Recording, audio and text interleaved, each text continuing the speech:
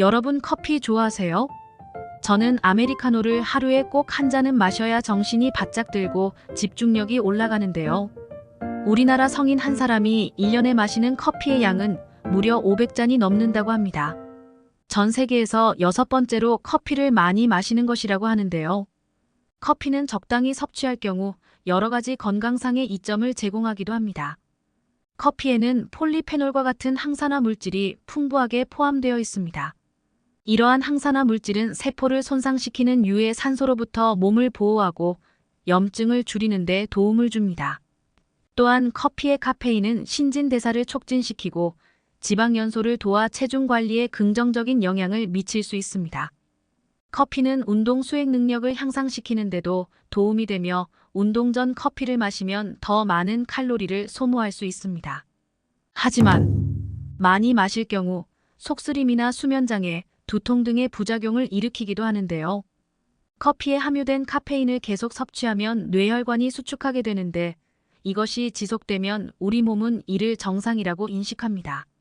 그러다 카페인 섭취량을 갑자기 줄이면 두피로 가는 혈류가 늘어나 두통이 발생하게 되면서 이것이 카페인 금단 상태가 되는 것입니다. 주말에 쉴 때 커피를 마시지 않는 사람이 두통을 호소한다면 평일과 달리 체내 카페인 양이 갑자기 줄어 발생한 두통일 수 있습니다. 오늘은 우리 몸에 독이 되는 커피 섭취의 종류는 어떤 것들이 있는지 함께 알아보도록 하겠습니다. 최악의 커피 섭취법 첫 번째는 캔커피 마시기입니다. 편의점이나 마트에서 쉽게 구매할 수 있는 캔커피는 의외로 몸에 아주 해로운데요. 캔커피 내부는 BPA라는 성분으로 코팅되어 있습니다. 이 성분은 캔의 부식을 방지하는 역할을 하며 음식물이 캔에 직접 닿는 것을 막아주지만 캔의 코팅 부분이 부식되면 코팅제가 녹으면서 음식으로 전이될 수 있습니다. 이렇게 음식에 녹아든 성분이 우리 몸에 들어가게 되면 심장병을 유발하거나 불임, 자폐증, 유방암 등 각종 질병을 유발할 수도 있는데요. 특히 편의점에서 캔커피를 따뜻하게 데우는 온장고에 있는 것은 절대 마시지 않는 것이 좋은데 그 이유는 BPA 성분이 따뜻한 열기와 만나면서 음료에 녹아들 수 있기 때문입니다. 또한 이 성분은 우리가 흔히 접하는 통조림에도 동일하게 들어가는 성분이기도 합니다. 통조림이나 캔커피를 구매할 때는 찌그러지거나 녹슬고 팽창된 제품은 구입하지 않는 것이 좋으며 보관 시에는 서늘하고 건조한 곳에 보관하고 가스레인지 등과 같이 고온에 노출되는 장소는 피하는 것이 좋습니다. 최악의 커피 섭취법 두 번째는 뚜껑이 덮여진 커피 마시기입니다. 플라스틱으로 만들어진 커피 뚜껑에는 검증되지 않은 유해 물질이 포함되어 있는 경우가 있을 수도 있는데 매일 반복된다는 점에서 그 유해성이 결코 작다고 할 수 없습니다. 일회용 컵 뚜껑으로 흔히 쓰이는 재질 중 하나가 폴리스티렌이고 이 재질은 다른 플라스틱보다 저렴하고 가공이 쉬워 컵의 뚜껑 재질로 쓰는 경우가 많습니다. 그런데 열에 견디는 내열성이 70에서 90도로 약한 편이며 뜨거운 커피 등 고온에 노출되면 화학 성분이 녹아 나올 가능성이 있어 주의해야 합니다.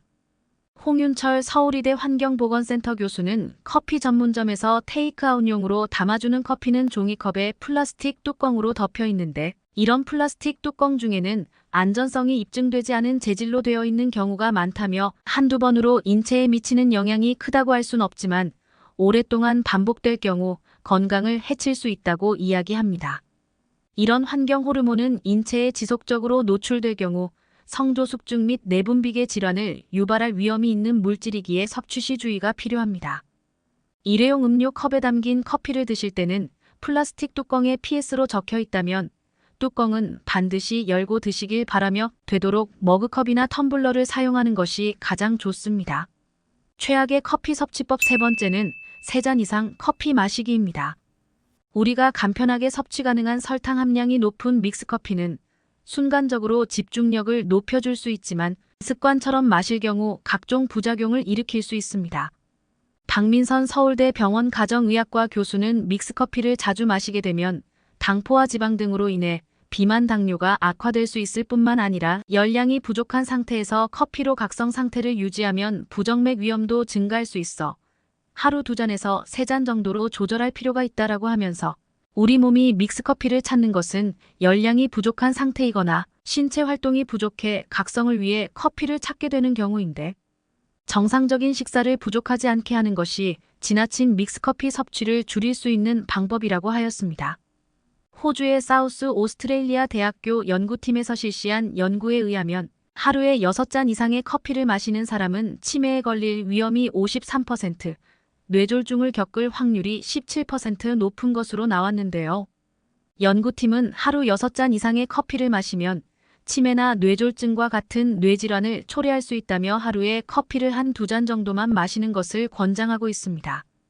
뿐만 아니라 골관절염과 관절증 등 다양한 질병의 위험이 커지게 되니 커피는 절대 하루에 3잔 이상 마시지 않는 것이 좋겠습니다.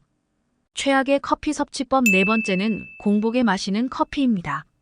아침 공복에 커피를 마시게 되면 스트레스 호르몬인 코티솔 수치를 높일 수 있는데요. 우리가 일상적으로 나오는 코티솔은 신진대사, 혈압, 혈당 수치를 조절하는 데 도움이 되는 역할을 하지만 코티솔이 만성적으로 과도하게 많아지면 골다공증이나 고혈압, 제2형 당뇨병이나 심장질환 등 다양한 질병을 초래할 수 있습니다. 이러한 코티솔 수치는 아침에 일어날 때 자연적으로 최고조에 달하게 되는데, 이때 커피를 마시게 되면 코티솔 생산에 자극을 주게 되어 더욱 높은 코티솔 분비를 촉진하고 부작용을 일으키게 되는 것입니다. 뿐만 아니라 공복에 커피를 마시면 위장을 자극하게 되어 속쓰림이나 궤양, 메스꺼움 등의 위장 질환을 일으키며 소화장애까지 일으킬 수 있으니 공복에는 절대 마시지 않는 것이 좋습니다. 커피를 마시기 가장 좋은 시간대는 오전 10시에서 오후 12시, 오후 2시에서 오후 5시까지이고, 이 시간대에는 코티솔 호르몬이 적게 분비되므로 이때 마시는 커피가 가장 효과가 좋다고 합니다. 최악의 커피 섭취법 5번째는 식사 직후에 바로 마시는 커피입니다. 우리나라 사람들이 가장 많이 하는 행위가 아닌가 싶은데요. 미국 뉴욕타임즈는 식사 후 커피를 마시게 되면 만성 피로를 불러올 수 있다고 소개한 바 있습니다. 연구 결과에 의하면 일반 식사와 함께 커피를 마신 사람들은 철분 흡수가 약 35% 줄었으며, 이는 커피 속 탄닌 성분이 철분 흡수를 방해하기 때문이라고 하는데요. 몸에 철분이 부족하면 신체 대사가 제대로 이루어지지 못해 쉽게 피로감을 느끼게 되고 자연스레 집중력이 떨어지고 예민해지게 됩니다. 때문에 전문가들은 커피를 식사 후 최소 30분 정도 지난 뒤에 마시는 게 좋다고 하니 식후 바로 커피를 마시는 것은 삼가하는 것이 좋겠습니다. 커피는 이렇게 부작용도 존재하지만 적절히 마신다면 우리에게 아주 이로운 음료가 될 수 있습니다. 커피의 주원료가 되는 원두에는 항산화 성분 중 하나인 폴리페놀이라는 성분이 풍부하게 들어있는데, 폴리페놀은 혈관 속 콜레스테롤 수치를 개선하여 동맥경화 및 심근경색 등을 예방하는 효과가 있어 심장질환과 성인병을 예방하는 데 큰 도움을 줍니다. 또한 커피에 들어있는 카페인은 뇌로 흘러가는 혈류량을 높여줘 기억력 향상에 도움을 주는데요. 공부나 작업 전 커피를 섭취한다면 집중력과 기억력을 향상시키고 졸음을 방지하여 효율을 높일 수 있습니다. 때문에 과도한 섭취는 피하는 것이 좋으며 적절하게 조절하여 드시는 것이 좋겠습니다. 오늘은 커피의 올바른 섭취 방법에 대해 알아봤습니다. 정보가 도움되셨다면 주변의 소중한 분들에게 영상을 공유해주세요. 구독과 좋아요도 부탁드릴게요. 구독과 좋아요는 언제나 당신 편에게 큰 힘이 됩니다. 다음에 더 유익한 영상으로 찾아오겠습니다. 건강하고 행복하세요.